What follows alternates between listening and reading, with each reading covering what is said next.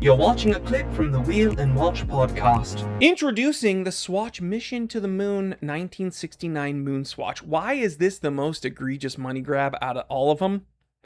Well, because this has like every buzzword and buzz property possible, okay? 1969 Mission to the Moon, of course. So it's like, ooh, this is a legit, like this is celebrating the 1969 mission. So that's already going to garner a bunch of people. But then you look, it's limited edition to 1,969 pieces. So it's celebrating 1969. 1969 pieces. We get it. That's another like buzzword thing, buzz property. But also, if you look here, AU75.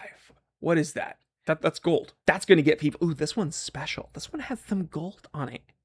Yeah, a little layer of it, perhaps, on the dial. The rest is bioceramic garbage. This is a toy that will be scalped and sold at a premium secondhand. We're just gonna see the hype again.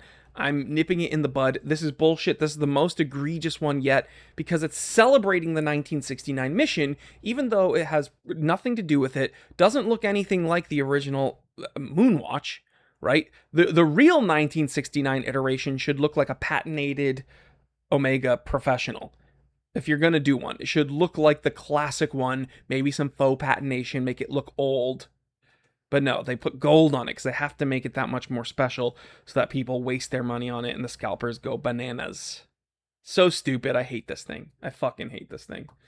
I hate all, you know what? Get your bag, Swatch. I actually like Swatch Group, okay?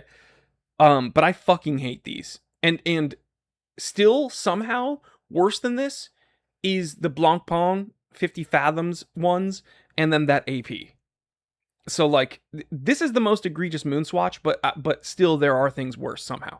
That AP and the Blancpain, those are just absolute garbage. Please subscribe to the Wheel and Watch podcast here on YouTube.